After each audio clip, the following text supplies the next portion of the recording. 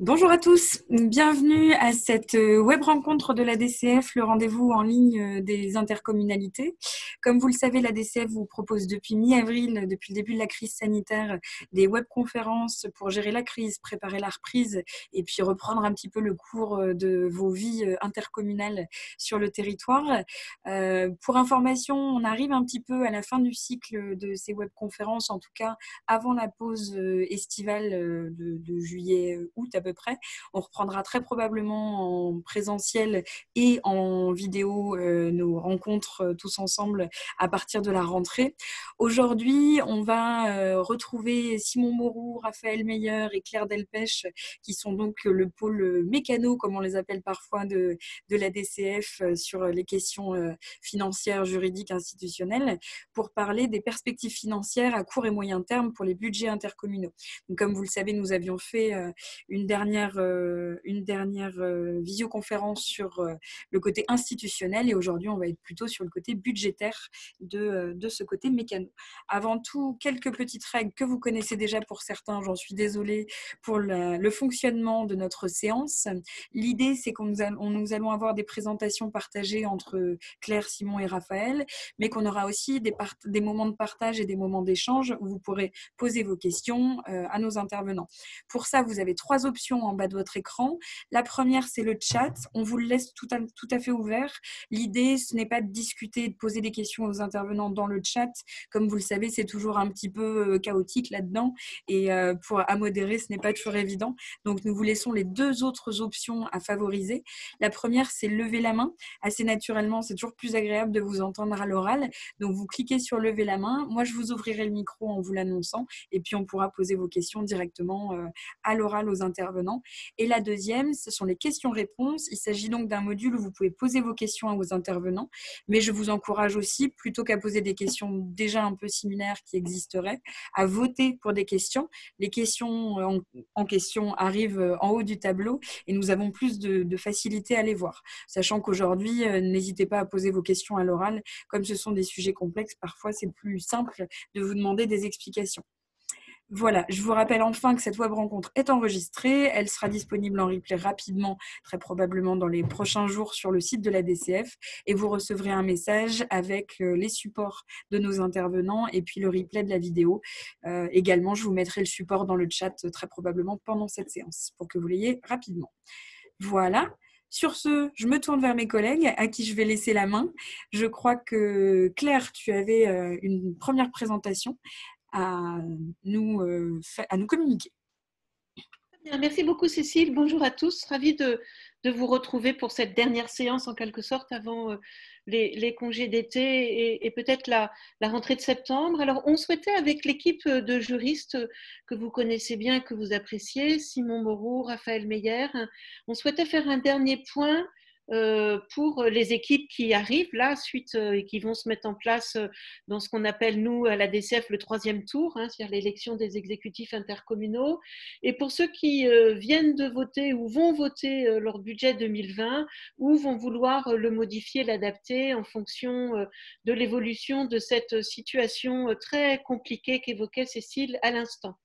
Alors, au moment où on présente ce diaporama et on échange avec vous sur ces questions fiscalo-budgétaro-juridiques, on va dire ça comme ça, on est vraiment sur une actualité très, très présente, très brûlante, puisque a été déposé donc, le projet de loi de finances rectificative, le 3e.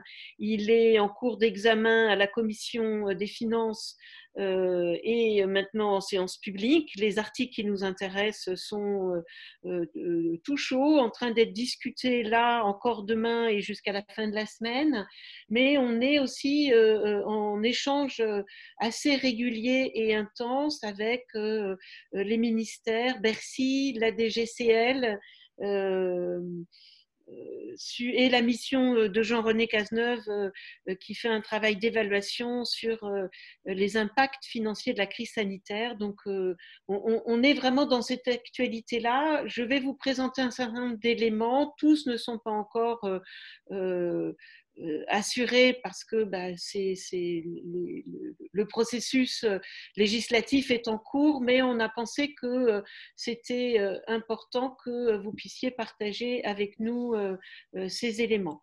Alors, peut-être une intro. Donc, le diaporama que je vais vous présenter, vous allez voir, et je m'en excuse par avance auprès de vous, est assez bavard, il est assez long, mais on a considéré que c'était bien aussi, et certains l'apprécient, comme ça en tout cas, que vous puissiez le garder ensuite par-devers vous pour peut-être y retrouver des éléments qui vous intéressent.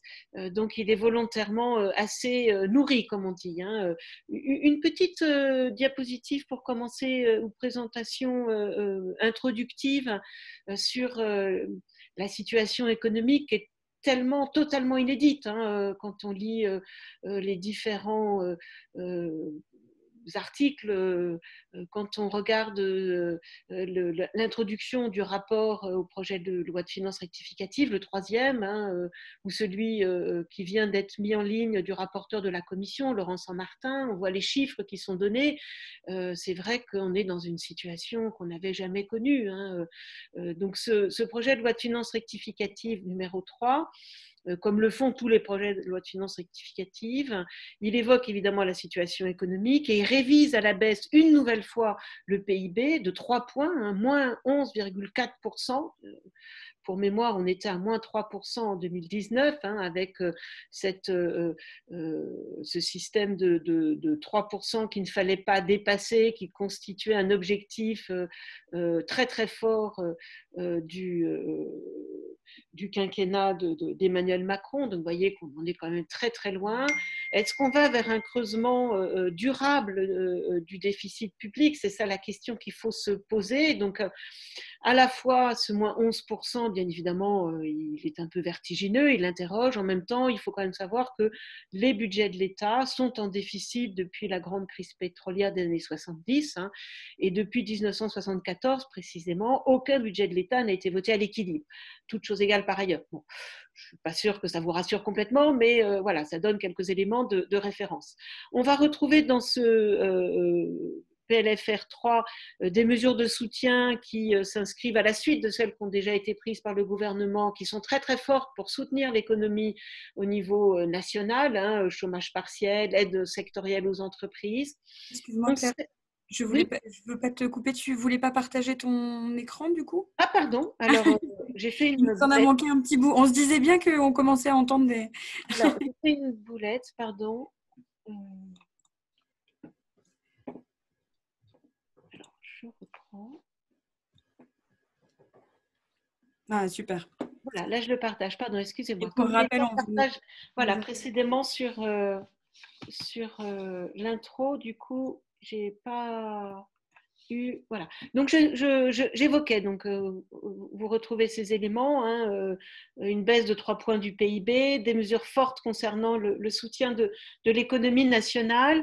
On sait aussi que la France, un peu comme l'Italie, le Royaume-Uni, est sans doute plus touchée parmi l'ensemble des pays européens, avec une situation de confinement qui est plus longue pour nous. Et c'est ce confinement et la mise à l'arrêt des activités qui, bien évidemment, chahutent très, très fortement les situations économiques et celles que vous connaissez. 8 semaines pour nous, l'Allemagne n'a eu que 5 semaines du confinement.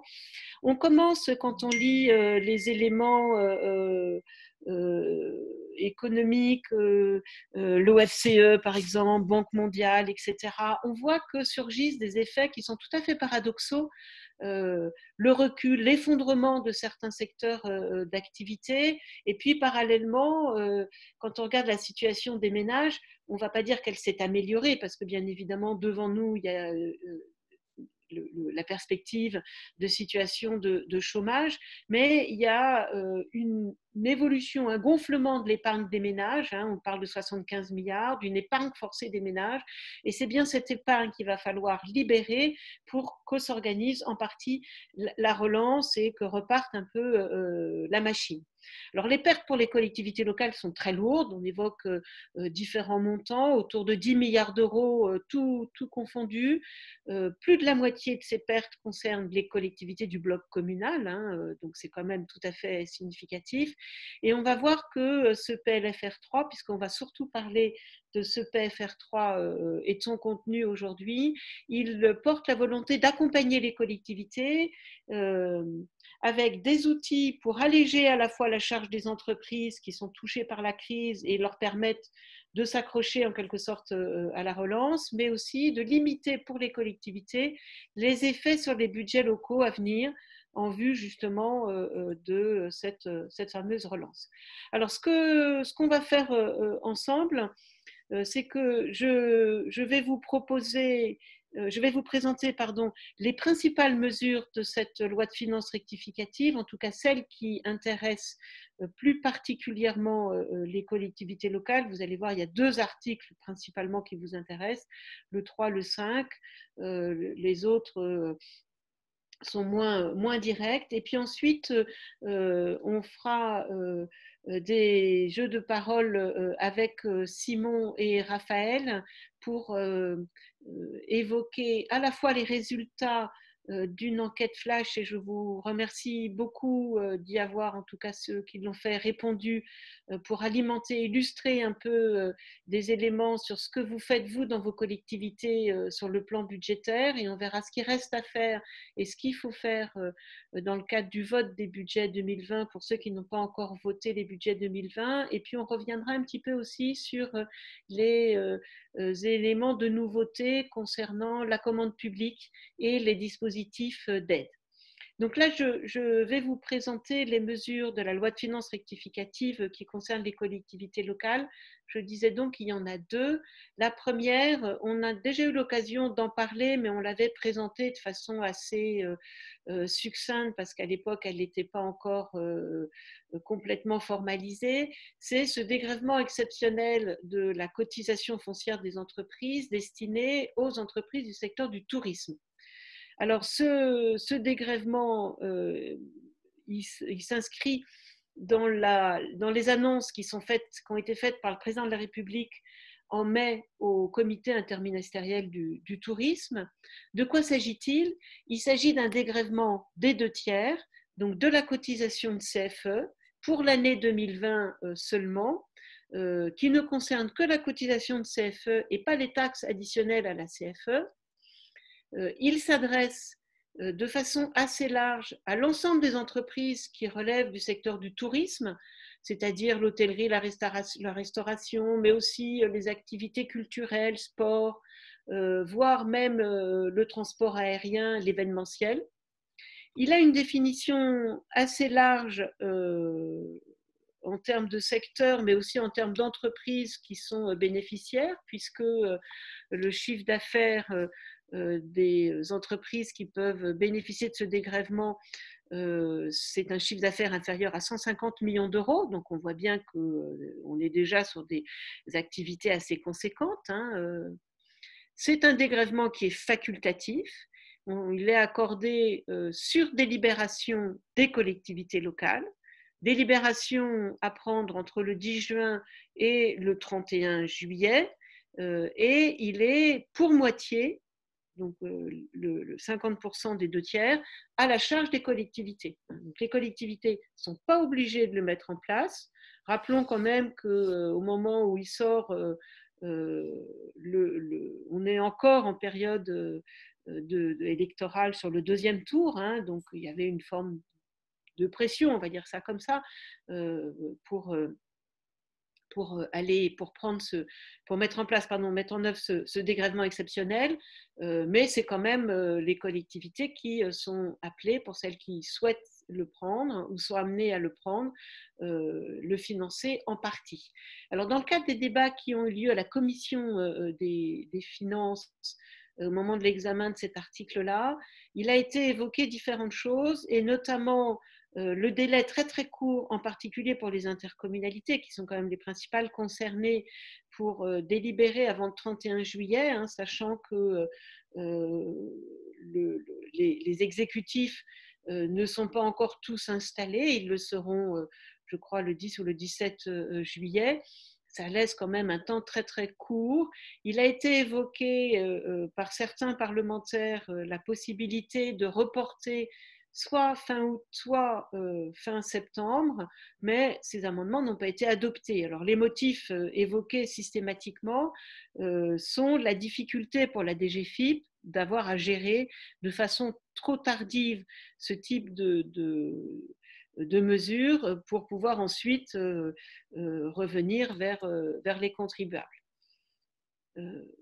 Alors, la mesure, on ne la découvre pas complètement, comme je vous le disais, hein, elle avait été anticipée déjà dans des discussions préalables entre le Premier ministre qu'il avait évoqué mi-juin avec les présidents des associations de collectivités locales. Donc déjà, il y avait des choses qui se préparaient.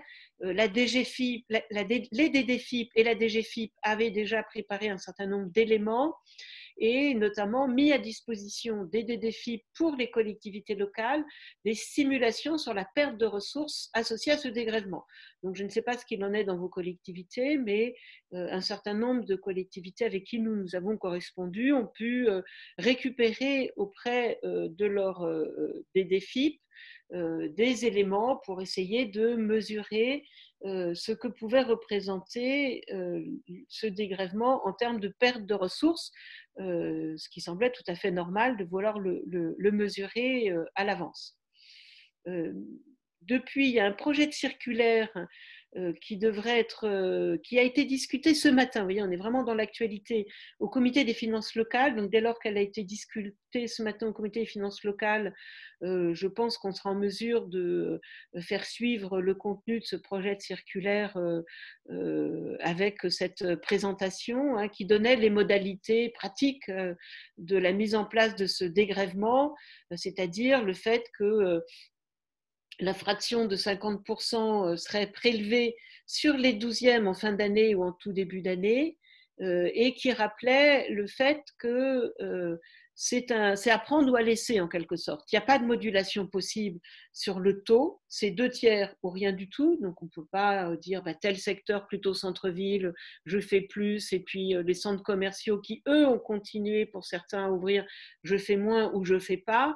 Donc on ne peut pas choisir ni la taille ni le type d'entreprise. Hein, dans les entreprises de moins de 150 millions d'euros de chiffre d'affaires sur ce secteur du tourisme, il y a tout, il y a des gros professionnels du tourisme et puis il y a des plus petits.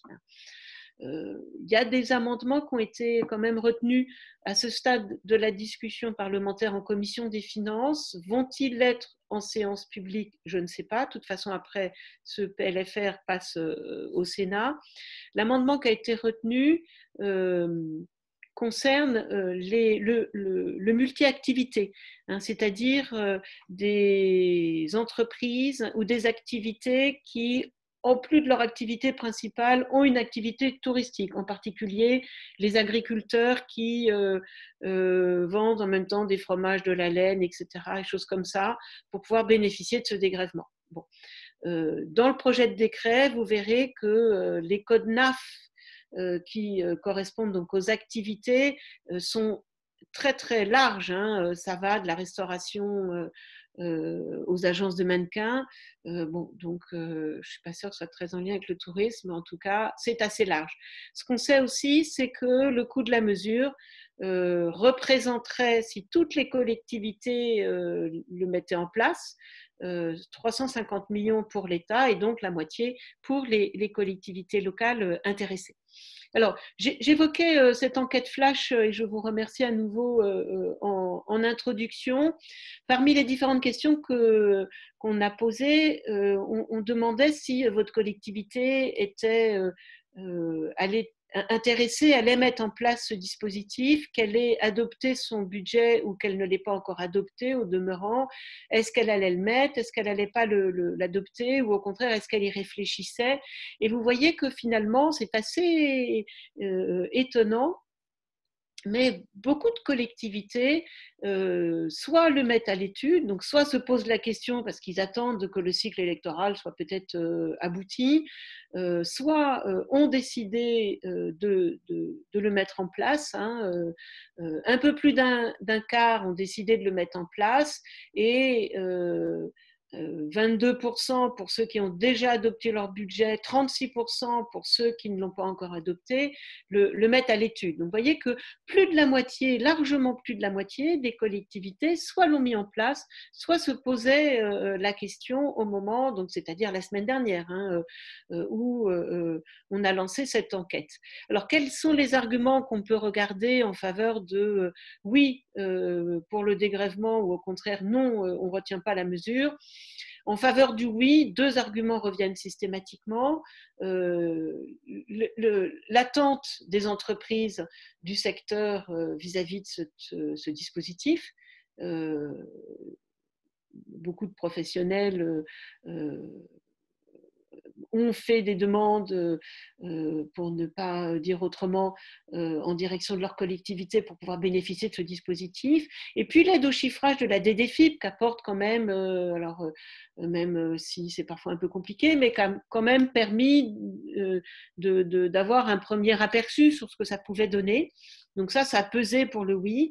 À l'inverse, parmi les 49% qui ils ne souhaitent pas mettre en place cette mesure pour ceux qui avaient adopté leur budget, ou les 36% pour ceux qui n'avaient pas encore adopté leur budget, l'argument du non, c'est d'abord le manque de visibilité sur l'impact financier, donc eux n'ont peut-être pas eu les simulations évoquées précédemment. Le fait que par ailleurs, ils aidaient déjà les collectivités, puis le fait aussi que ce dispositif est quand même assez mal ciblé, c'est-à-dire que c'est tout le monde ou personne, donc on ne peut pas venir aider, on ne peut pas cibler un secteur en particulier, le délai est trop court pour l'appliquer, et quand on connaissait les données, le coût pour la collectivité qui bien évidemment vient s'ajouter au manque de recettes que l'on enregistre sur l'année 2020.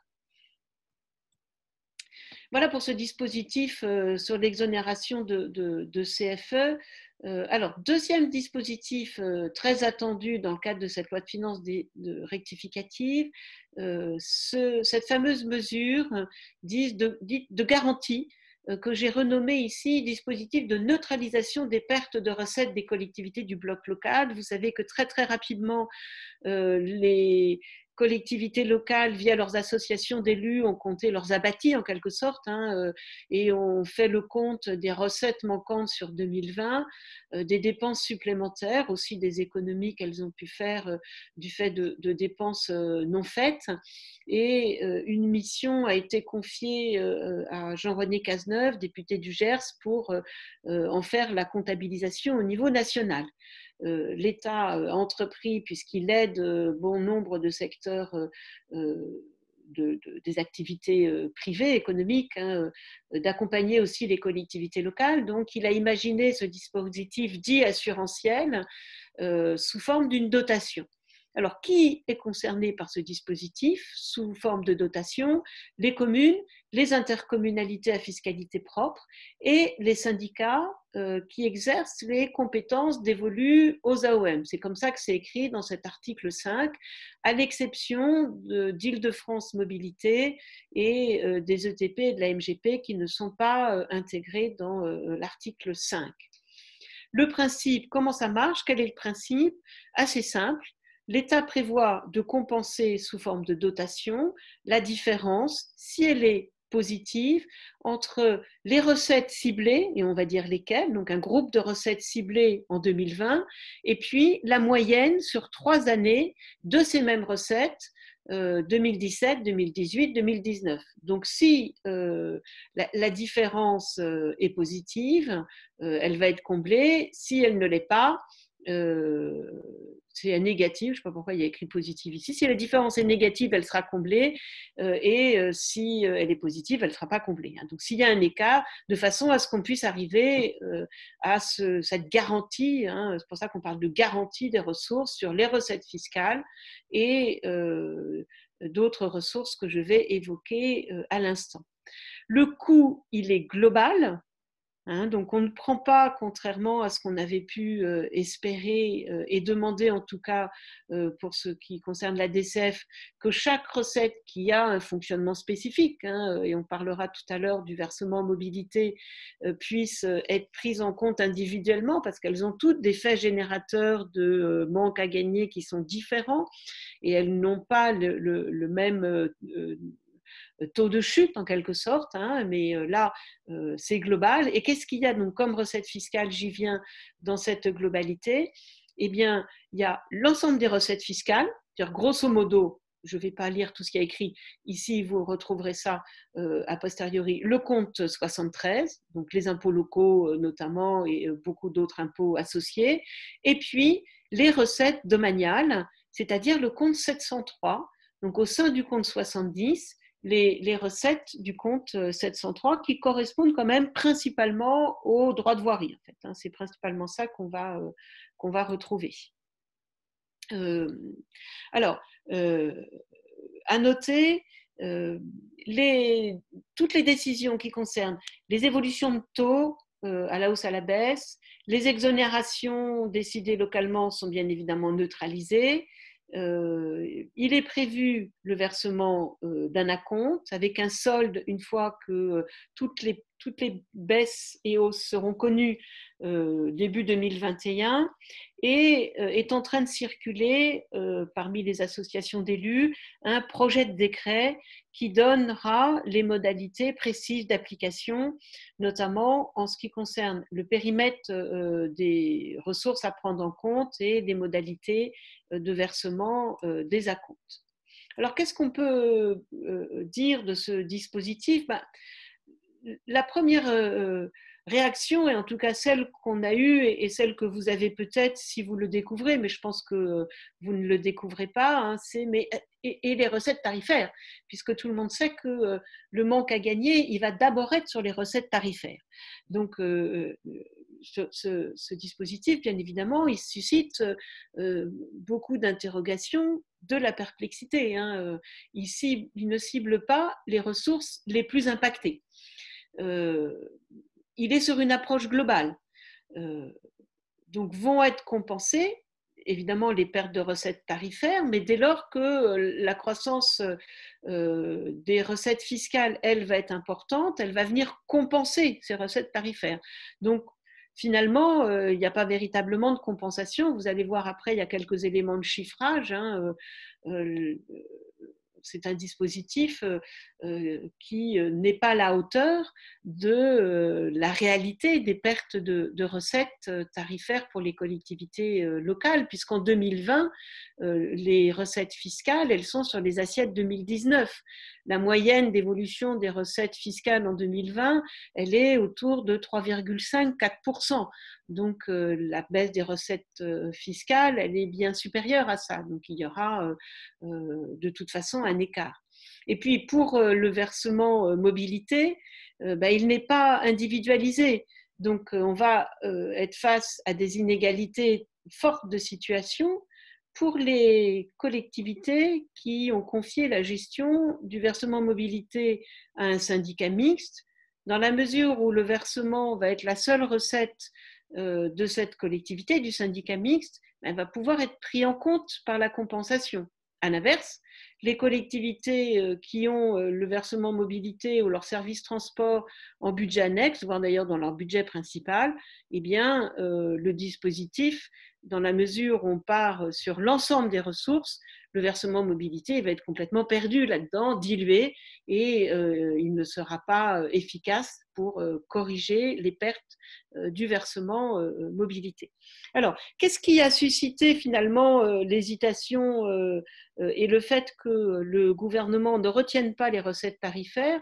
C'est principalement la difficulté de faire la part des choses entre des décisions d'exonération sur certaines recettes qu'auraient pu avancer les collectivités. Par exemple, on va rembourser les recettes de piscine ou les recettes de cantine, ou les économies réalisées.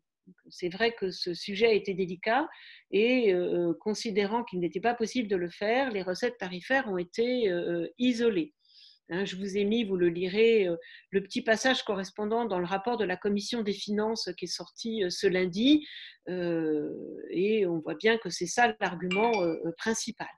Sur les ressources qui sont prises en compte dans ce dispositif de compensation, c'est donc principalement recettes fiscales et le 703, mais le 703, c'est pas grand-chose en fait. C'est 250 millions pour les EPCI à fiscalité propre sur plus d'1 milliard correspondant au compte 70. Donc on voit bien qu'on n'est pas tout à fait dans les pus. Quand on lit bien le rapport donc de la Commission des finances à l'Assemblée nationale, on voit que le coût de cette compensation, il devrait être de l'ordre de 500 millions pour les collectivités locales, donc 80 millions d'euros pour les EPCI, je ne retiens que cela. Donc bien évidemment, la question c'est est-ce qu'il était possible pour le budget de l'État de tout compenser? Il faudra se poser la question, mais en tout cas, ça ne compensera pas toutes les pertes de recettes. Ça permettra simplement pour les collectivités qui ont des ressources fiscales en croissance d'absorber en quelque sorte d'éponger les pertes. Il n'y aura pas de croissance de ressources, ou alors il faudrait une fiscalité vraiment extrêmement dynamique pour pouvoir corriger et annuler en quelque sorte la baisse des recettes tarifaires. Alors sur ce point justement des pertes de ressources, il y a toute une série d'estimations qu'on peut lire ça et là, que ce soit dans la presse nationale ou dans la presse spécialisée. Il y a la mission de Jean-René Cazeneuve qui est en cours d'évaluation, en cours de travail, dont les résultats sont déjà circulent en partie, seront rendus pour une première étape mi-juillet, fin juillet. Parmi les chiffres sur lesquels on peut travailler, qu'on peut avancer, on sait qu'en matière de recettes fiscales proprement dit, on est sur une perte de 3 milliards en 2021 pour les collectivités. Donc on sait que ça va être extrêmement important et on est sur une perte de 2 milliards sur les recettes fiscales, non fiscales, pardon, donc plutôt tarifaires de 2020 de 2 milliards pardon, pour les collectivités du bloc local sur les recettes plutôt à caractère tarifaire en 2020. Concernant les dépenses, les tout premiers chiffrages portent sur, si on fait le plus et le moins entre des dépenses supplémentaires et des économies potentielles, parce que quand on arrête un service, évidemment, il y a un certain nombre d'économies qui sont faites, autour d'un coût global à l'habitant, mais qui est vraiment très très relatif, et je vous invite à prendre ce chiffre avec énormément de prudence. On est sur un coût global de 14 € par habitant, bien évidemment très fluctuant d'une collectivité à une autre. On sait aussi que les départements vont être en 2020 extrêmement touchés du fait de la perte des DMTO, avec un possible effet rebond en 2021. En tout cas, c'est ce qui est espéré, y compris d'ailleurs de la part de l'Assemblée des départements de France.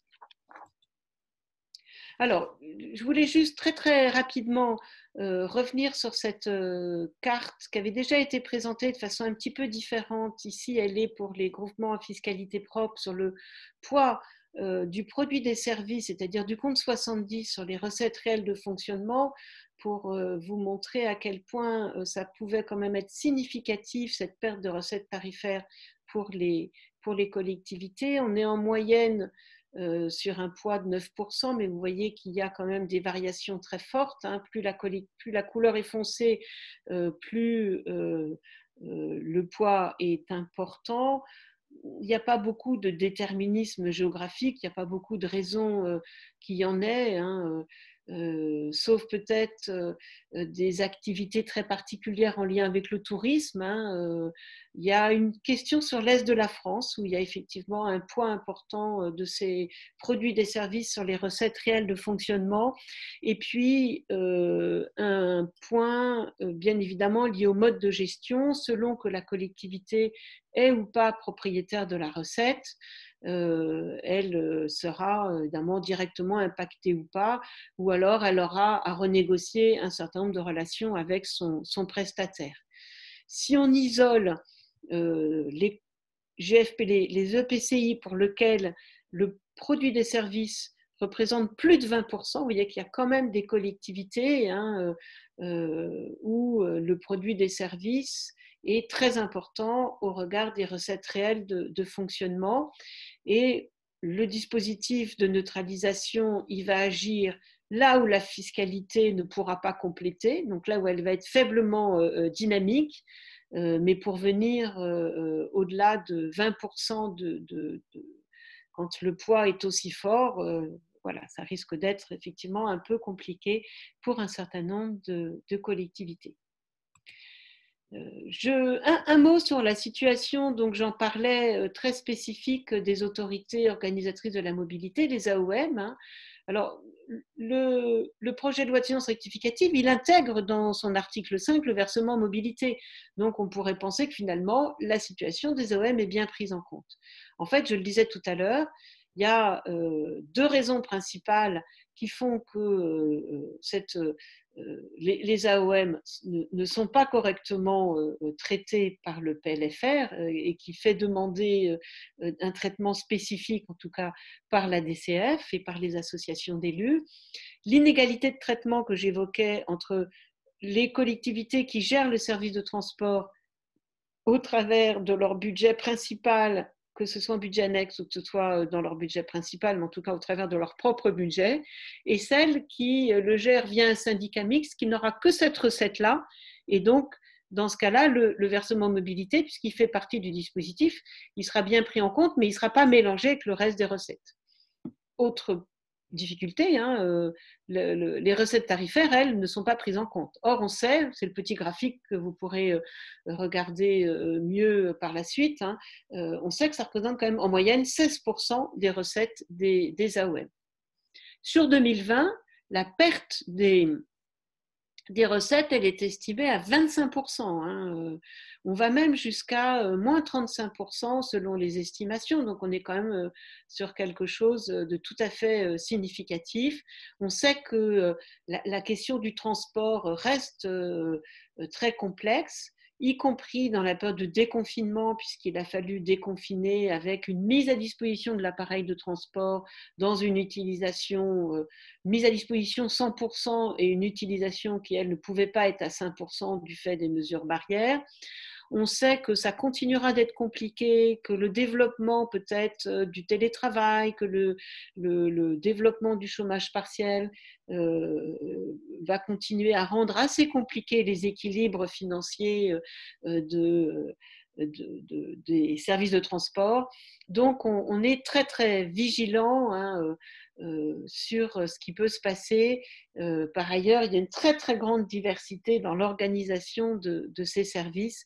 Donc, une attention vraiment redoublée sur la situation particulière des autorités organisatrices de la mobilité. Alors, d'autres dispositifs qui concernent le PLFR 3, et notamment à l'article 9, vous avez sans doute entendu parler d'un abondement supplémentaire de la DSIL, la dotation de solidarité et d'investissement local, 1 milliard supplémentaire en autorisation d'engagement qui serait apporté à la DSIL, donc il apporte 1,6 milliard d'euros.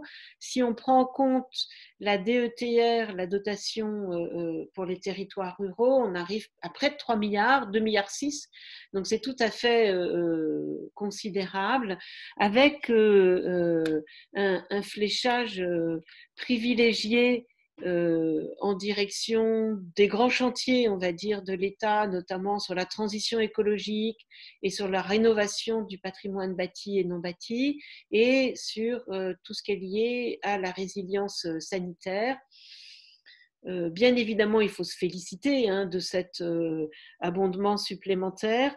Ceci étant dit, il faut quand même être en lien avec la capacité à faire des entreprises aussi. Hein. Au bout d'un moment, on arrive à une certaine limite, donc on pourra difficilement la dépasser. Il y a, les chantiers n'ont pas encore repris un fonctionnement complètement normal.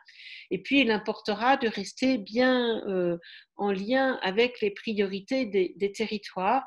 Vous voyez apparaître ici une carte qui est extraite du site de la cohésion des territoires, où vous avez des informations, et il faut s'en féliciter, qui sont très détaillées maintenant sur les projets qui sont financés par ces dotations, avec une carte interactive qui est très bien faite.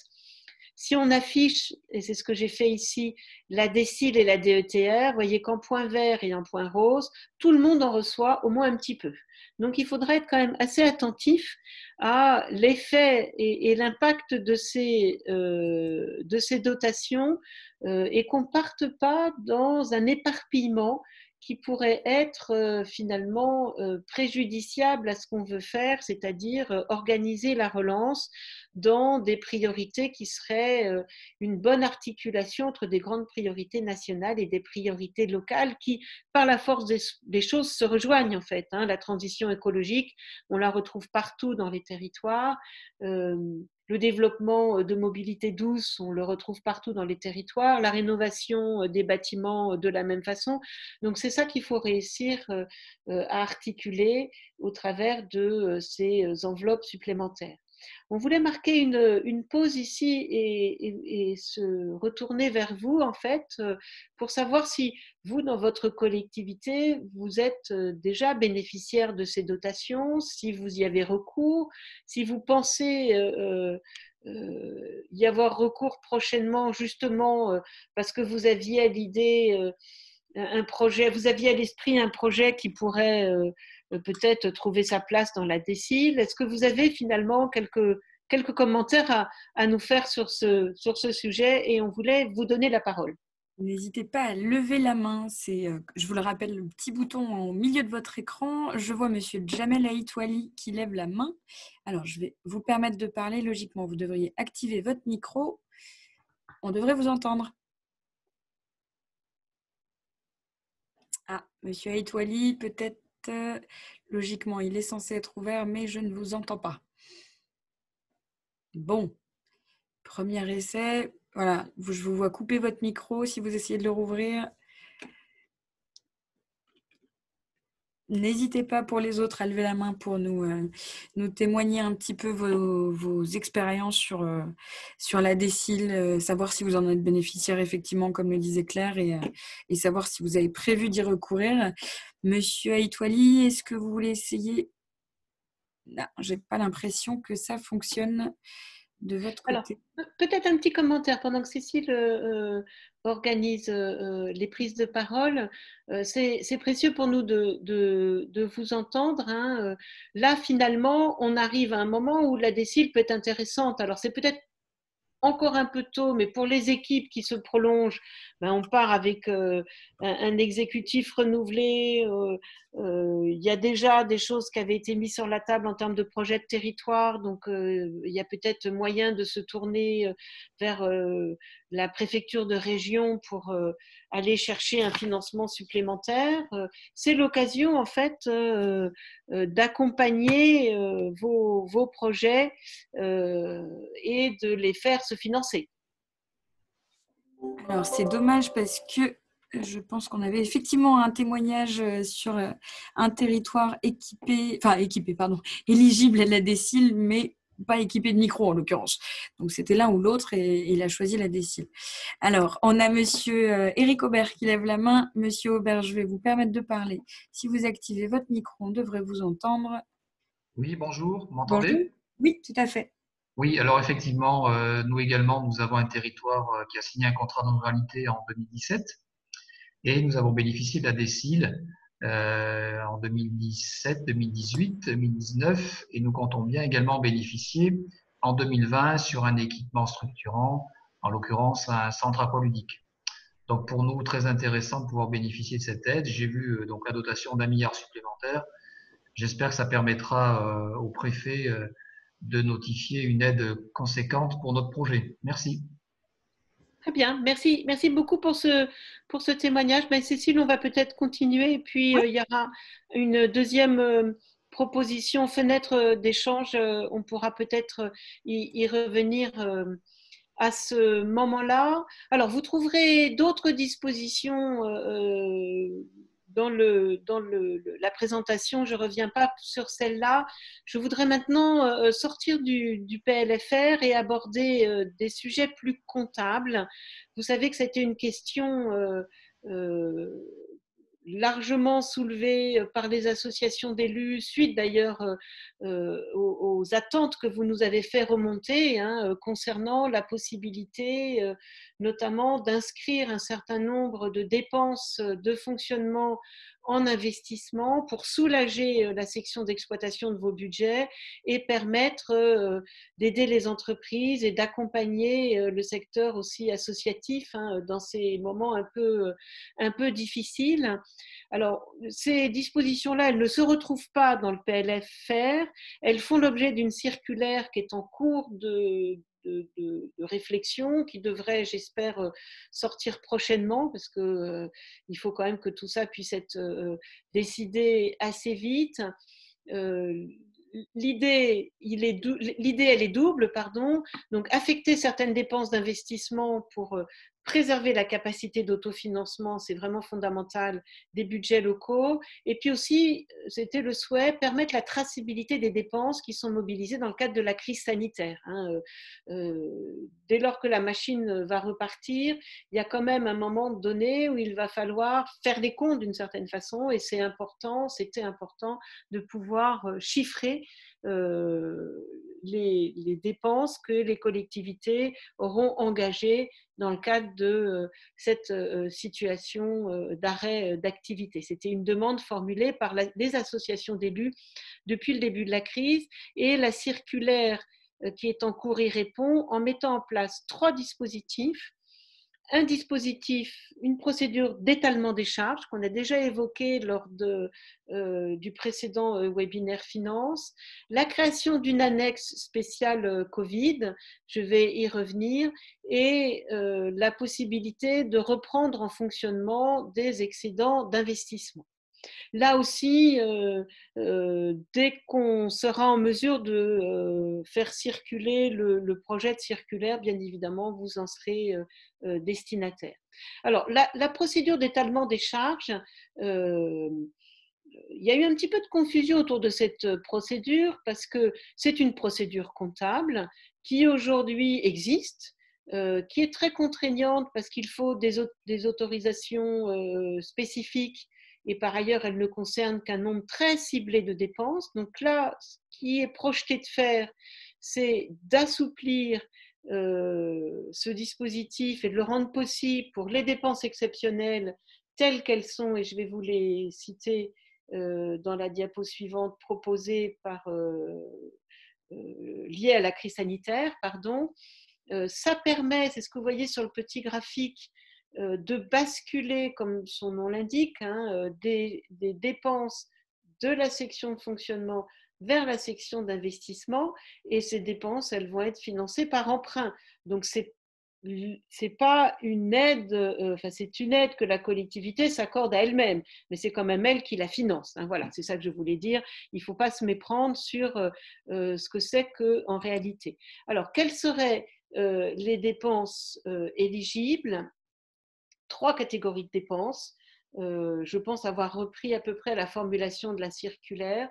Les dépenses directement liées à la crise sanitaire, c'est-à-dire tout ce qui touche au matériel de protection, aux frais de nettoyage, aux achats de matériel, sachant que là, on peut noter une forme de, allez, je le dis, de mesquinerie de la part de l'État, en tout cas en l'état actuel de la rédaction de la circulaire, puisqu'il faut choisir entre soit bénéficier de l'aide des 50%, notamment sur les masques. Vous savez que l'État cofinançait 50% de l'achat des masques sous réserve d'un certain plafond de dépenses. Donc, il faudra choisir entre ça ou le dispositif d'étalement des charges. je pense que, donc ce matin, on avait un échange justement sur le sujet. Je pense que cette restriction devrait vraisemblablement sauter dans la circulaire définitive. En tout cas, je le souhaite vivement. Donc, première dépense éligible, tout ce qui est lié à la crise sanitaire. Deuxième dépense éligible, les soutiens au tissu économique hors fonds de solidarité. On aimerait ici que soit précisé que le soutien au secteur associatif soit bien concerné, puisque pour certaines collectivités, ça représentait des montants importants. Et puis, les surcoûts, et je reprends la phrase de la circulaire parce qu'elle est quand même relativement vague, donc il faudra quand même savoir un petit peu ce qu'il y a dedans. Les surcoûts qui sont induits sur les contrats de la commande publique et qui correspondent à des modifications des conditions économiques des contrats liés à la période donc, de l'état d'urgence, dit autrement les avenants liés à cette période. Hein. Alors, la rédaction de cette circulaire est assez large et il faut finalement se féliciter de ce relatif flottement. Ça aurait peut-être été un peu compliqué s'il y avait eu un détail trop exhaustif de ce qu'on pouvait mettre et pas mettre, dans la mesure où ce n'est qu'une mesure d'étalement des charges, qu'on laisse un peu les collectivités prendre leurs responsabilités. Je trouve que finalement, c'est plutôt pas mal. La période couverte pour procéder à cet étalement donc du 24 mars, donc certains l'avaient déjà fait, donc ça va pouvoir réouvrir ou légitimer un certain nombre de pratiques jusqu'à la fin de l'année, 31/12/2020. Au travers du compte 4815 hein, qu'on avait déjà évoqué la dernière fois. La durée pour l'instant est fixée à 3 ans.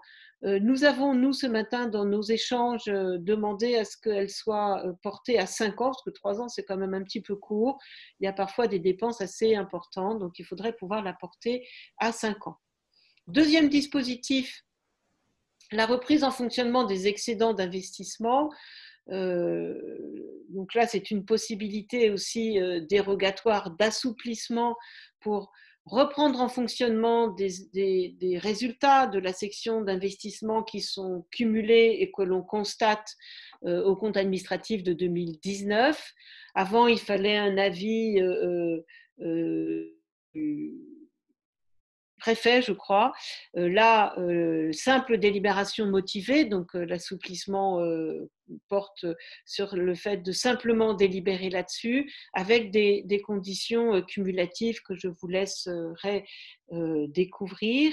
Et puis, troisième possibilité, alors, elle est pas notée ici parce qu'elle se comprend d'elle-même. Hein. Si je reviens en arrière, c'est donc celle-ci, c'est la création d'une annexe budgétaire dite Covid-19, donc qui ne doit pas être confondue avec la procédure d'étalement des charges que certains appellent le compte Covid.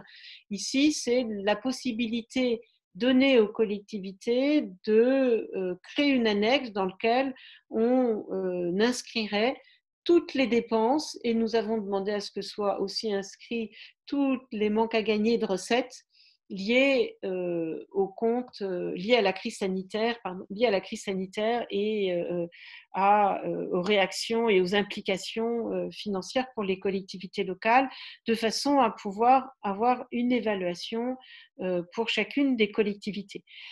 On vous parle de ça parce que c'est bien en ce moment que vous êtes en train de travailler vos budgets pour certains, de les corriger pour d'autres. Hein. On a vu quand même qu'il y avait pas mal de collectivités qui avaient déjà voté leur budget, mais il y en avait aussi qui allaient rentrer dans cet exercice maintenant que la séquence électorale en quelque sorte est passée, et on voulait avec notre équipe de juristes que vous connaissez et que vous appréciez refaire un point sur cette question, et je crois que c'est là que je passe la parole à Simon.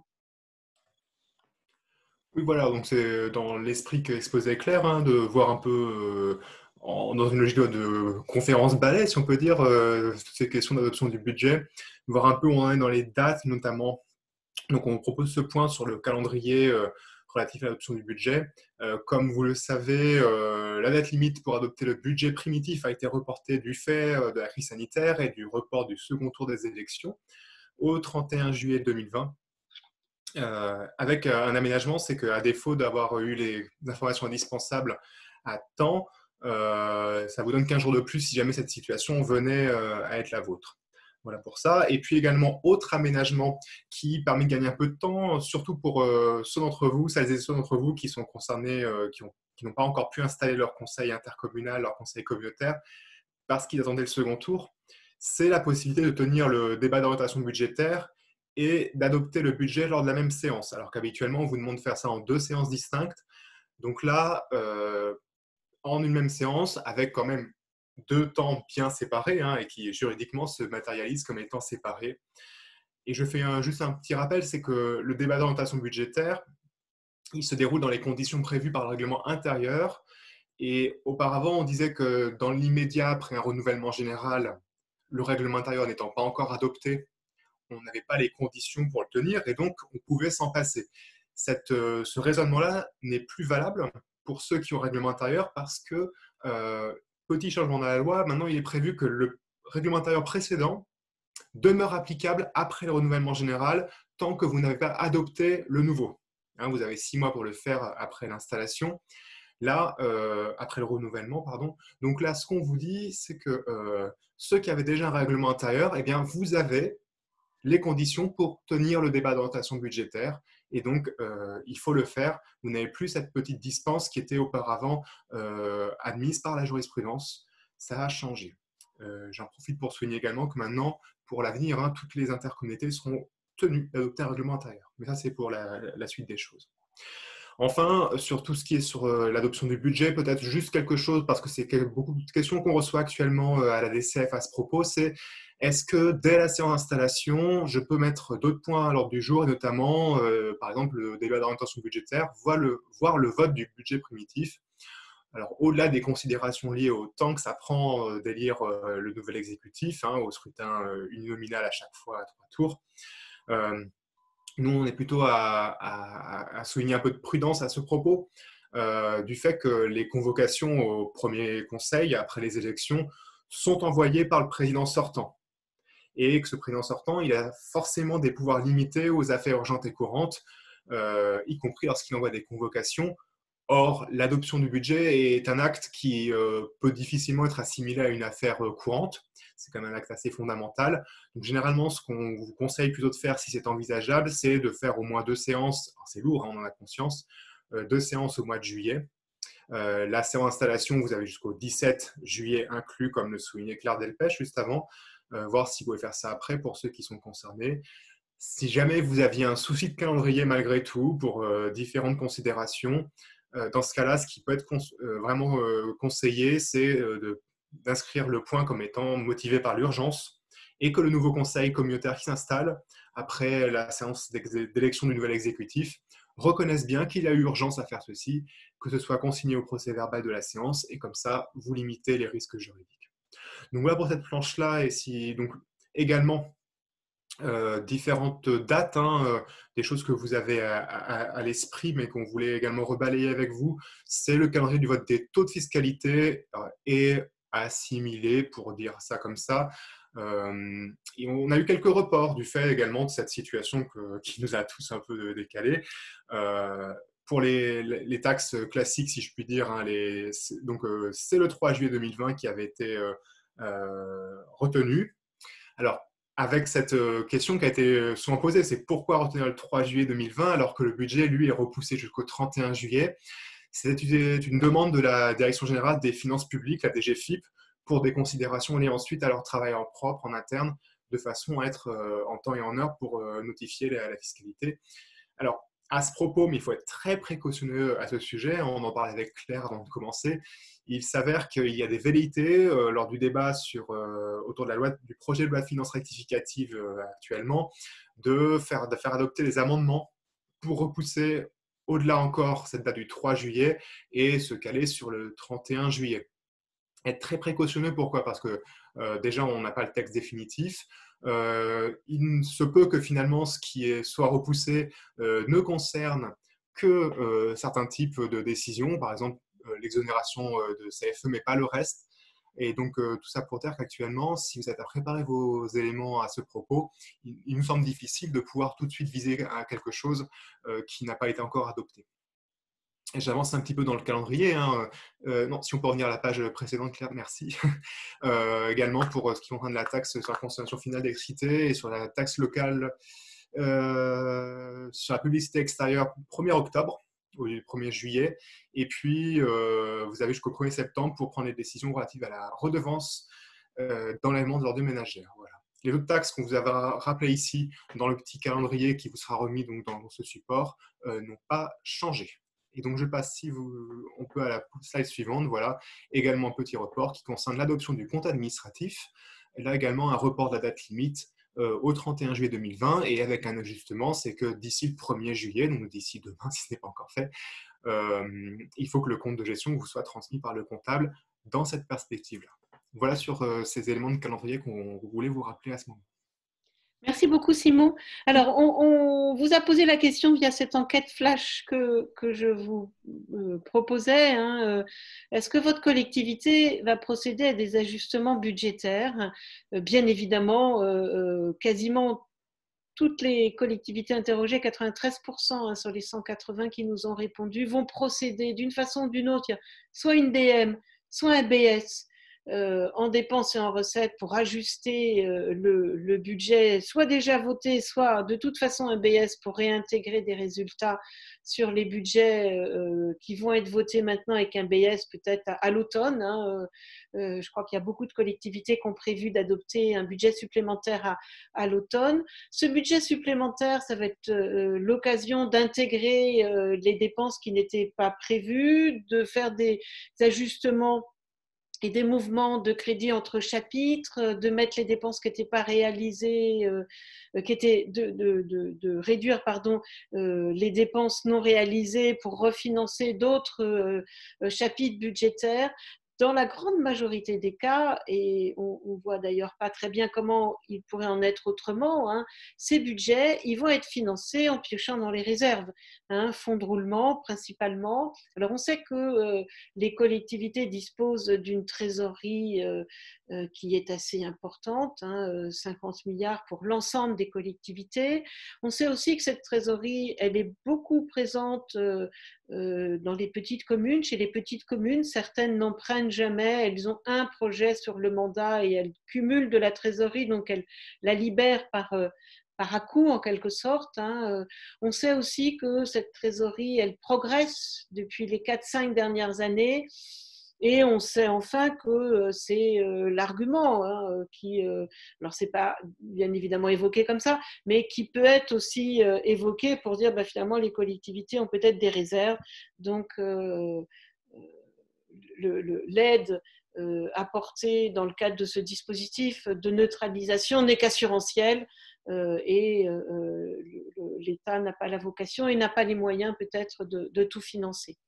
Alors, les recettes les plus touchées, vous nous avez ciblé tout ce qui touche à l'enfance, jeunesse, animation, hein, les pertes de loyer, les recettes de tous ces services, les piscines, effectivement, là on sait que ces services sont lourdement déficitaires sur cette période, VM, Rome, etc. Certaines collectivités nous ont fait état de bonnes nouvelles en quelque sorte, hein, concernant l'évolution de la fiscalité, plus importante que celle qui avait pu être notifiée dans un premier temps au mois de mars-avril, où une redistribution différente du FPIC, je crois qu'on va en parler juste après.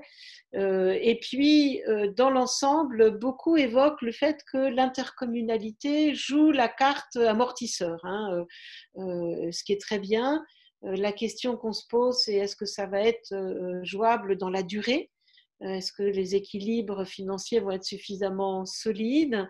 Beaucoup pointent l'ensemble des inconnus hein, en matière de ressources, notamment sur l'année 2021, où on sait que les recettes fiscales, si elles sont à peu près stabilisées en 2020, risquent d'être très orientées à la baisse en 2021 et en 2022, avec une forte consommation des excédents qui donne lieu pour beaucoup de collectivités interrogées à un ajustement des dépenses d'investissement, des reports, voire des annulations ou des recrutements différés.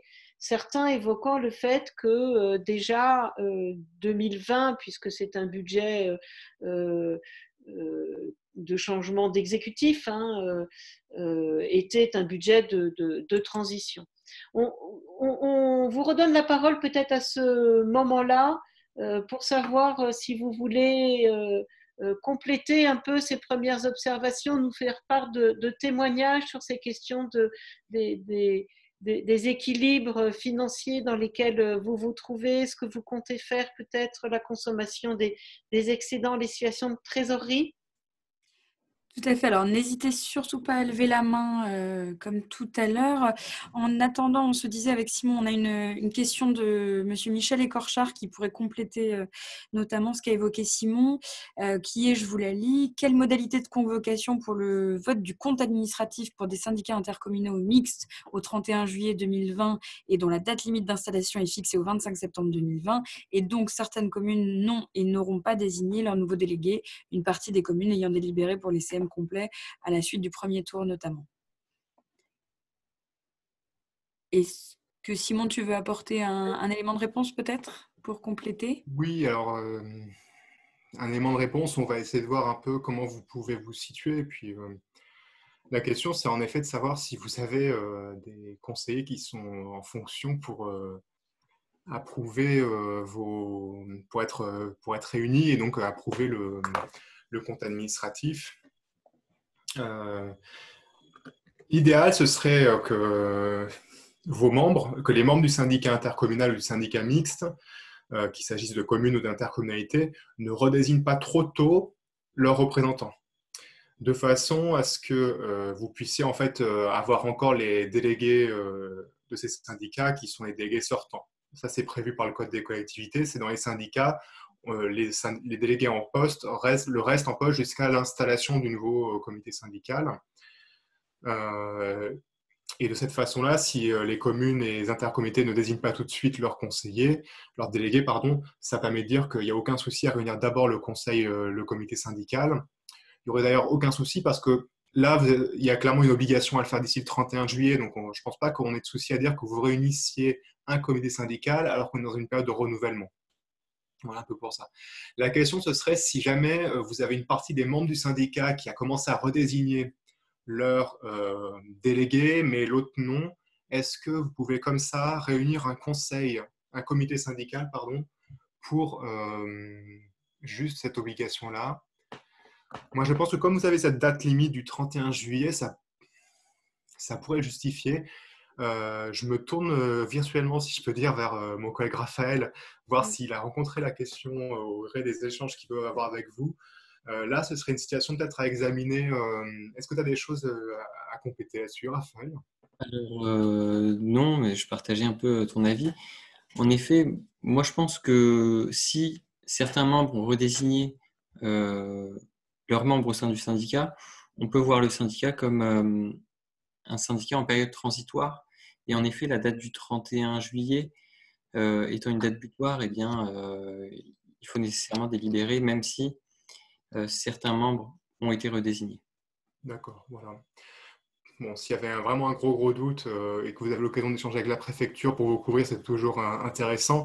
Bon, ils sont parfois un peu débordés en ce moment, on les comprend. Voilà, en tout cas, contrairement à l'intercommunalité à fiscalité propre, vous allez avoir toujours des conseillers, des délégués syndicaux que vous pouvez réunir. Donc, ça permet de le faire.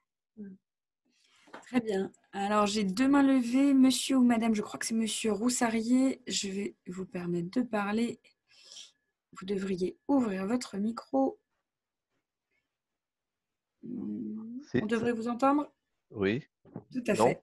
Si, Oui, c'est bon. Bon, bonjour. Donc oui, juste un petit peu un témoignage pour aller dans le sens de ce que disait Claire. Par exemple, sur le versement mobilité, c'est vrai que nous, sur à peu près 3 millions d'euros, on a estimé au moins à 500, presque 600 000 euros les pertes dans un premier temps. On ne sait pas les conséquences, mais au moins les pertes liées aux 3-4 mois de crise. Et on va manger une partie de l'excédent. On a déjà adopté le budget supplémentaire et donc on l'a pris là-dessus. On a aussi, alors c'est plus à la ville, mais la problématique est un peu la même pour Châtellerault. On a un budget annexe de parc de stationnement et par rapport à ce que disait Claire sur la possibilité de récupérer, de réintégrer une partie de l'excédent d'investissement, je veux dire, c'est lié strictement des pertes de recettes liées strictement à la crise, ou on peut le faire de façon un peu plus générale, parce que nous on a des pertes, on a un déficit de fonctionnement, je dirais structurel sur ce budget annexe. Alors, à ce stade-là, pour répondre, bonjour Olivier, à ce stade-là, la circulaire ne le précise pas. Donc, on peut imaginer que on a la liberté d'utilisation sur la période donnée, c'est-à-dire 2020. D'accord. Merci beaucoup, Monsieur Roussarié. Alors, on a à nouveau une question de Éric Aubert. Je vais vous ouvrir le micro, Monsieur Aubert. On devrait vous entendre. Oui, rebonjour. Je voulais revenir sur le FPIC. Où en sont les communications des dotations? Parce que, a priori, nous n'avons rien reçu. Donc, logiquement, ça tombait fin juin, cette affaire. Et puis également, pour le vote de l'AREOM. J'ai vu tout à l'heure que c'était 1er septembre. C'est une date qui a été avancée ou si classiquement on était sur ce calendrier-là? Voilà, deux questions à poser. Alors, Claire, je vais te répondre sur l'Areum parce que c'est un raccourci que j'ai fait et merci Monsieur Aubert de l'avoir relevé. Pour l'Areum, cette date, ça concerne en fait quand ce sont les syndicats mixtes qui s'occupent des déchets et j'ai oublié en effet de le mentionner, donc toutes mes excuses à ce propos. Donc, ce n'est pas 1er septembre en ce qui concerne les EPCI. Exactement, non, c'est quand le syndicat mixte est concerné par cette mesure. D'accord. Oui, merci. Alors sur le FPIC, beaucoup de collectivités attendent cette notification.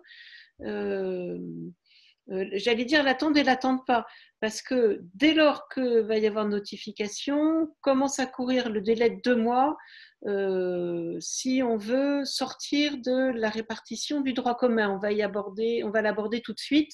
On voulait vous rappeler justement, je crois qu'on peut du coup enchaîner tout de suite avec ça. On voulait vous rappeler les règles de majorité. Donc, soit vous êtes, il faudrait que vous puissiez vous renseigner, parce que théoriquement, il aurait dû être notifié. Nous avons alerté les collectivités en leur disant essayez, si vous voulez modifier la répartition, que ce ne soit pas notifié officiellement pour faire courir le plus tard possible ce délai de 2 mois. Sachant qu'il faut à tout prix que si on sort du droit commun, la répartition soit décidée pour, il me semble, c'est fin novembre ou début novembre. Mais après, tout le monde n'est pas forcément dans cette situation et de sortir du droit commun. Et je laisse peut-être Simon sur cette diapositive. D'accord. Alors, c'est un rappel de règles qui, elles, n'ont pas changé, mais bon, c'est toujours intéressant de voir comment on peut se situer. Alors, il y a cette fameuse, le point de départ pour des délibérations, si vous souhaitez sortir de la répartition de droit commun, c'est bien cette notification du FPIC. Et ça donne le point de départ pour l'interco. C'est savoir ce que l'interco, c'est un peu elle qui initie le mouvement. Pour 2 types de répartition que vous avez certainement à l'esprit, c'est la première, là où vous avez plein de lignes, c'est cette répartition libre quand même assez encadrée sur jusqu'où on peut aller dans la répartition différente de celle du droit commun. Je ne la redétaille pas, vous l'avez ici. En tout cas, si vous souhaitez, pour partir là-dessus, c'est une délibération prise par le conseil communautaire aux 2/3 de ses membres, donc dans les 2 mois suivant la notification du FPIC. Et puis, l'autre type de répartition libre, là, c'est celle qui est entièrement libre, hein, sans, comment dire, sans on peut dire garde-fou si on veut par rapport à ça. Et comme c'est une répartition libre plus aboutie potentiellement, les conditions de majorité sont plus fortes, hein. Soit le conseil communautaire délibère à l'unanimité, toujours dans les 2 mois suivant la notification du FPIC par les services de l'État, soit le conseil communautaire délibère aux 2/3, toujours dans les 2 mois suivant la notification du FPIC par les services de l'État, mais il faut en plus que l'ensemble des communes membres délibèrent dans les 2 mois suivant la notification de la délibération communautaire. Et au terme de ces 2 mois-là, donc c'est 2 autres mois, hein, l'avis des communes est réputé favorable. Et donc, on peut partir de ce genre de répartition libre différente de la répartition.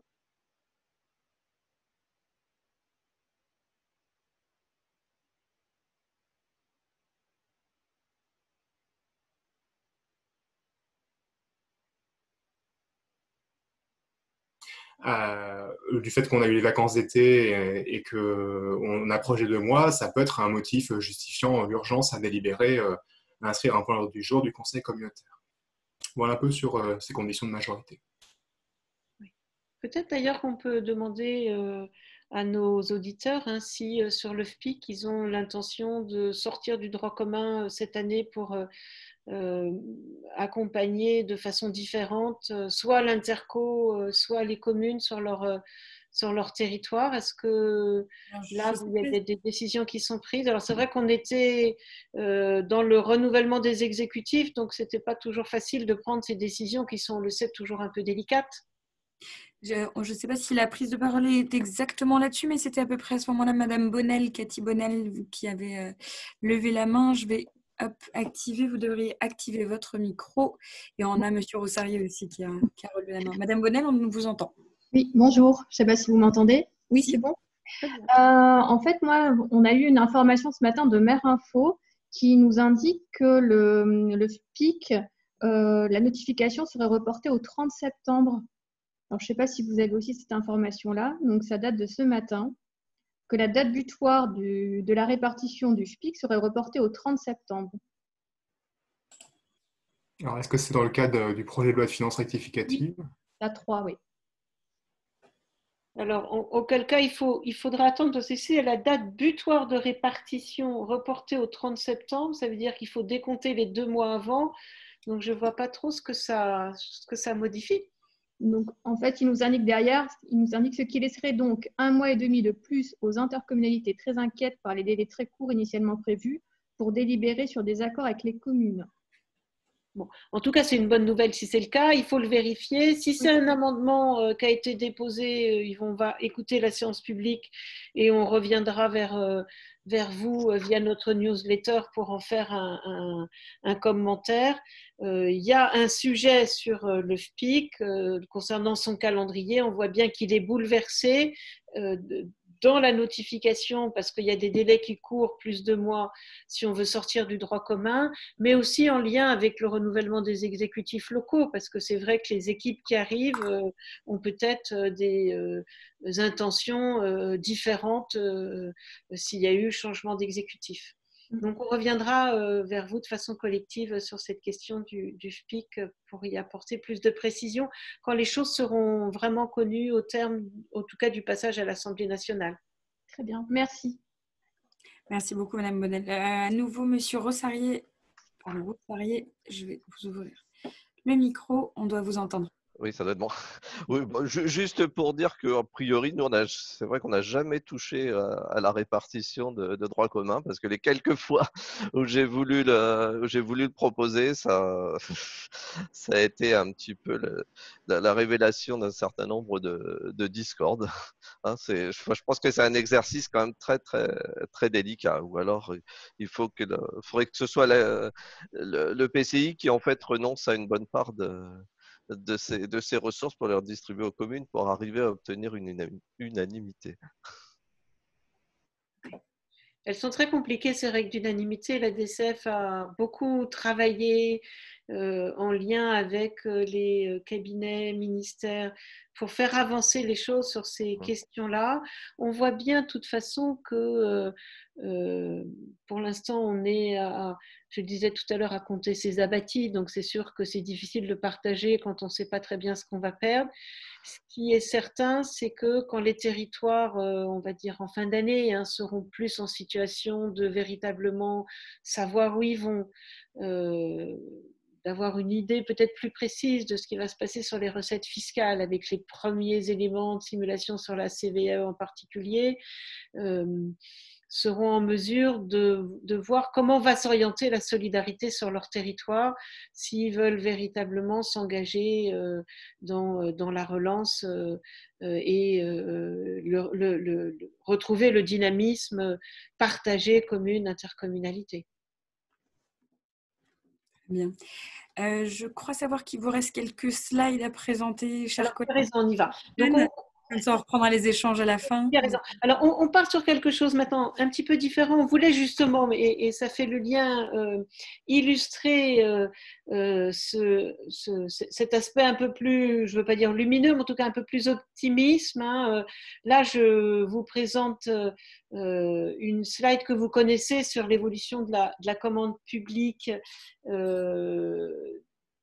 qui est issue du baromètre ADCF, Banque des territoires de la commande publique. On sait que cette commande publique, elle a été très fortement affectée par la baisse des dotations de l'État en 2014. Vous voyez la chute, on voit ce creux très important de la commande publique 2014-2015. On sait aussi qu'on était reparti plutôt sur une situation haussière de la commande publique. Donc, alors la question, c'est qu'est-ce qui va se passer pour la suite. On se doute que 2020 va avoir un profil tout à fait différent. Vous voyez ici un graphique qui, lui, montre la commande publique, cette fois-ci, non plus comme je le montrais précédemment par année, mais ici par semaine. La période de confinement commence à la semaine 12, elle est ici, on la voit qui s'étale jusque-là. On voit bien la chute extrêmement brutale de la commande publique. Là, je suis en nombre, en volume, en nombre d'appels d'offres, pardon. En nombre d'appels d'offres, on passe de 4000 appels d'offres moyens la semaine à moins de 2000, 1800 appels d'offres. On tombe encore plus bas en 2013, c'est-à-dire que là, on a encore quelques-uns qui partent peut-être en début de semaine, et puis là, on est vraiment au creux du creux. Et puis, on voit que finalement, ça remonte, mais ça reste quand même très en dessous. Et là, ce sont les appels d'offres qui restaient un peu en cours de traitement. Ce sont aussi les efforts qu'ont pu faire les collectivités pour travailler à distance. Beaucoup ont réussi à quand même s'organiser. Et puis, la sortie de confinement, où là, on voit que ça repart un peu. Et que finalement, donc là on est tout appel d'offres confondu, commande publique, mais ce sont bien les collectivités locales qui sont quand même porteuses très fortement de la commande publique, qui sont à la manœuvre en quelque sorte. Et ça, c'est quand même une bonne nouvelle, même si on sait qu'elle s'inscrit dans un paysage qui est effectivement difficile.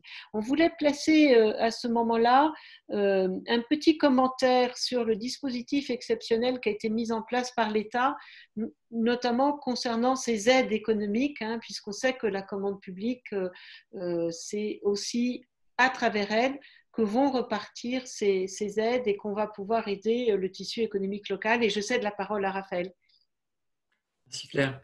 Alors, en effet, les aides économiques ne sont pas des mesures budgétaires, mais elles ont nécessairement un impact budgétaire, étant donné la mobilisation budgétaire qu'elles demandent aux collectivités, enfin, l'impact budgétaire que ça aura in fine sur elles. Deux choses. D'une part, le dispositif exceptionnel qui a été mis en place par l'État, c'est le Fonds de solidarité nationale. Et d'autre part, on verra également le droit commun, le cadre juridique de droit commun, avec une plénitude de dispositifs en fait, qui peuvent être mobilisés et qui le sont largement en ce moment même. Alors, le fonds de solidarité nationale a été récemment modifié par un décret de fin juin. Alors, ces principes sont les suivants. Il y a un abondement possible du fonds par les collectivités et les intercommunalités à fiscalité propre. Une convention doit définir le montant et les modalités de cette contribution.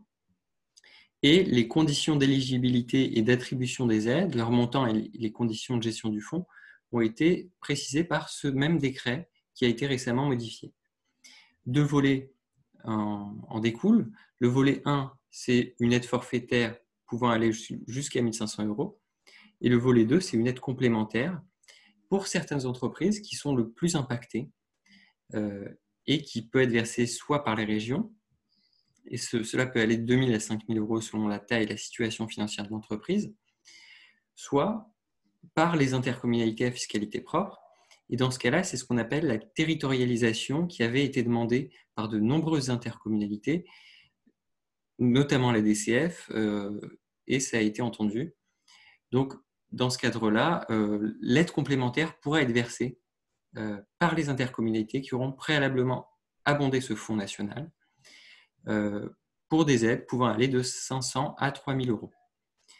Voilà, ce qui est important, c'est que l'abondement des collectivités dans ce fonds de solidarité nationale sont comptabilisés en dépenses d'investissement et non pas en dépenses de fonctionnement, contrairement quasiment à toutes les autres formes d'aide. Parce que les autres formes d'aide, finalement, sont par principe, entre guillemets, comptabilisées en fonctionnement, sauf si ce sont des avances remboursables où là, en effet, c'est la forme de l'aide qui, par elle-même, fait que c'est une dépense d'investissement. Alors, les autres types d'aides, Claire, si on peut passer juste à la slide suivante, s'il te plaît. Merci. Alors, il y a les aides aux entreprises en difficulté qui sont de compétences régionales exclusives, les aides ayant pour objet la création ou l'extension d'activités économiques, donc au sein desquelles il faut distinguer les aides qui ont pour objet ou non un immeuble. Si les aides qui n'ont pas pour objet un immeuble, c'est-à-dire de l'immobilier, sont de compétences régionales, avec une possibilité d'abondement de la part des collectivités. Vous avez les références auxquelles vous pouvez vous référer pour avoir tout le détail.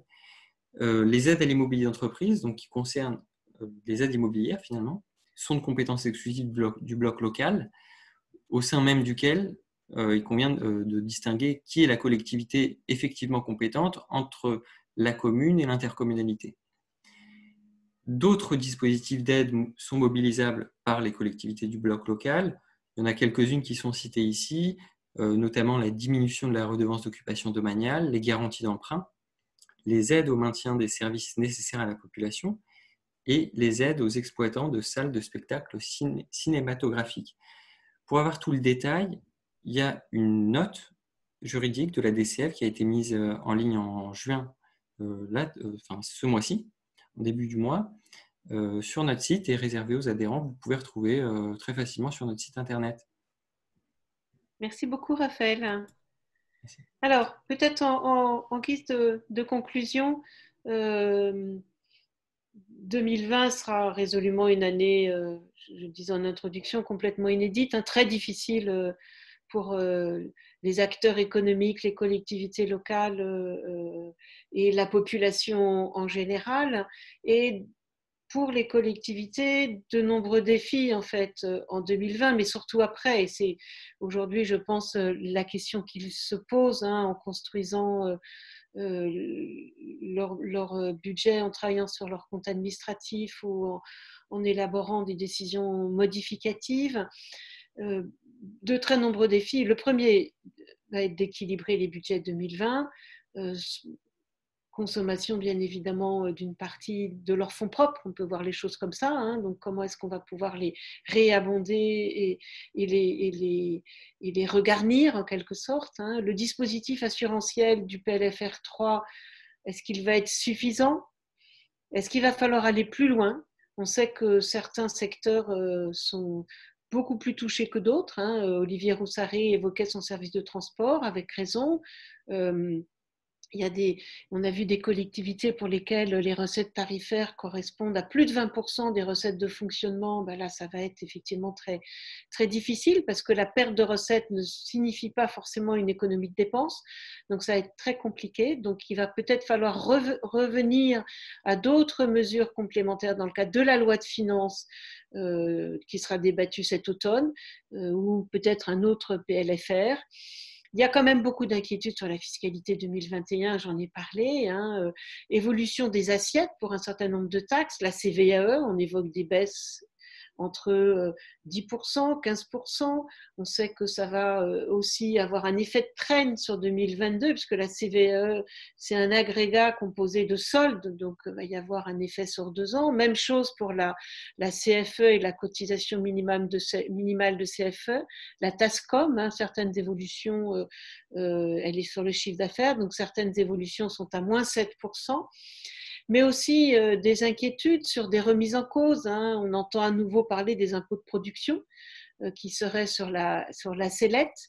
Des interrogations aussi sur les relations financières avec l'État. Il faut absolument que l'État arrive à engager, et les mesures qu'il met sur la table vont dans ce sens, on s'en félicite, mais à engager une relation de confiance avec les collectivités, parce que la relation financière est très très forte entre l'État et les collectivités. Or, l'État est confronté à un endettement vertigineux, donc il aura aussi ses propres difficultés. Il y a beaucoup de chantiers de réforme qui sont sur la table. Suppression de la taxe d'habitation, ira-t-on au bout? Révision des valeurs locatives, elle est essentielle. Remise à plat des dispositifs de péréquation, on en parlait. Il va bien falloir faire quelque chose. Donc, comment accompagner au mieux les collectivités dans la relance? Voilà les questions qu'on peut se poser, sachant que les collectivités ont des atouts. Et je voudrais finir avec ça. Elles ont quand même une situation financière globalement saine. La Cour le révélait dans son dernier rapport. Au cours des 3 dernières années, elles ont fait beaucoup d'efforts, des dépenses de gestion maîtrisées pour se mettre sous les fourches codines des contrats de Cahors, des recettes en progression qui ont permis quand même de regarnir un peu ses fonds propres, justement, une gestion de bon niveau, un autofinancement appréciable, un endettement relativement faible, en tout cas pour les intercommunalités. Donc, ce dont elles vont avoir besoin, c'est de la visibilité sur le moyen terme et sur leurs projets et leurs ressources. Et je pense que la DCF sera là au rendez-vous, bien évidemment, pour vous accompagner sur ces sujets. Merci de votre attention et on est à l'écoute de vos questions éventuelles. Tout à fait, je vous propose qu'on prenne, on est arrivé à 16h, mais on a encore quelques minutes, qu'on pose quelques questions. N'hésitez pas à lever la main, c'est aussi simple pour nous, pour tout vous avouer, de vous donner la parole à l'oral. Donc, si vous voulez lever la main en bas de votre écran, n'hésitez pas. En attendant, je vous indique seulement que je vous donne le lien vers la présentation d'aujourd'hui dans le chat dans 1 minute. Et avant, je vais donner la parole à Monsieur Roussarié, que je remercie. J'active votre micro, vous aussi. Je ne veux pas mobiliser la parole. J'avais une question un petit peu à la marge, parce qu'au 1er janvier 2020, on nous a transféré contre notre volonté la compétence eau pluviale. On a théoriquement 9 mois pour réunir la CLEPT et puis adopter modifier l'attribution de compensation. Évidemment, pendant la période de crise, on n'a pas pu réunir la CLECT. Après, on est entré dans la période de renouvellement. Et j'avais posé la question il y a quelque temps à l'association des maires de la Vienne pour savoir s'il y avait eu des modifications du calendrier et si cette période de 9 mois avait été allongée. On n'avait pas de nouvelles. Je ne sais pas si de votre côté, vous en avez par rapport à l'adoption des attributions de compensation. Alors, quand on a un transfert de charge. C'est une question qu'on s'est effectivement posée dans le cadre du balayage qu'on a fait avec les juristes. Il me semble qu'on avait des éléments de réponse, Simon, sur ce sujet-là. Alors, par rapport à ça, sur la CLECT, on n'a pas tellement d'évolutions qui sont pour l'instant prévues, sauf ce qui a un peu rythmé notre web rencontre, amendements surgissant à l'occasion du débat dans le cadre du PLFR en cours d'examen. Mais on avait bien ce sujet dans la ligne de mire et on le Exactement. regarde. Hein, oui. Oui, alors la réponse qui a été donnée jusqu'alors, mais elle n'est pas forcément pour écarter le sujet, hein, c'est aussi que chacun a pu avancer au fur et à mesure de ce qu'on comprenait du rythme des réinstallations dans le cadre de la crise sanitaire. C'était que c'est quand même des choses qui relèvent de compétences transférées depuis le 1er janvier, d'une part. D'autre part, avec pas mal de choses qui auraient quand même de services publics à caractère industriel et commercial, et donc qui n'entrent pas directement dans le champ des charges transférées, mais ça n'enlève pas le travail par ailleurs, et puis également pour les eaux pluviales urbaines, pour ceux qui sont concernés par ce transfert. Oui, c'était des eaux pluviales, je Et voilà. Bon, ben, merci. Donc pas d'évolution pour le moment, et c'est vrai que donc, pour résumer, vous êtes encore tenu à la date du 30 septembre 2020 pour avoir rendu le rapport. Si vous ne le faites pas, c'est une évolution assez récente, mais c'est le préfet qui doit ensuite prendre la main pour déterminer lui-même les charges transférées. Alors, je ne sais pas dans quelle mesure vous-même ou vos collègues ont déjà pu expérimenter la capacité des services de l'État à pouvoir d'eux-mêmes établir des charges. On n'a pas beaucoup de retours, mais on se demande si c'est également facile pour eux. Oui, surtout sur un sujet aussi sympathique que les eaux pluviales. Voilà. Merci. Je vous en prie. Hop, je n'avais plus de micro. Merci beaucoup. La parole cette fois-ci à Monsieur Aubert. Monsieur Aubert, je réactive votre micro. Ah, oula, il y a eu un petit... Oui, c'est bon. Oui, c'est bon. Je profite de la tribune qui m'est donnée pour relancer M. Meyer. J'avais fait un mail ce matin sur la séance d'installation du Conseil. J'ai 2-3 questions complémentaires à la web rencontre qu'on a eue la semaine dernière. S'il peut me rappeler, ça serait bien. J'aimerais bien échanger avec lui. C'est en dehors de notre conférence, mais je profite du micro pour le rappeler, tout simplement. Merci. Je vous assure que connaissant le rythme des juristes, ils s'essayent. Bon, ou M. Moreau, hein, si l'un ou l'autre est disponible, ça me va très bien. Merci. Merci. Madame Bonnel, donc si on a des questions sur la conférence en question, et puis ensuite on ira conclure si vous n'avez pas de précision. Madame Bonnel, je vous active le micro, on devrait vous entendre. Oui, merci. Je reviens encore avec cette fameuse info que j'ai eue ce matin de Maire Info qui nous indique que les députés ont également repoussé jusqu'au 31 décembre 2021 et non plus jusqu'au 31 décembre 2020 l'adoption des pactes financiers et fiscaux.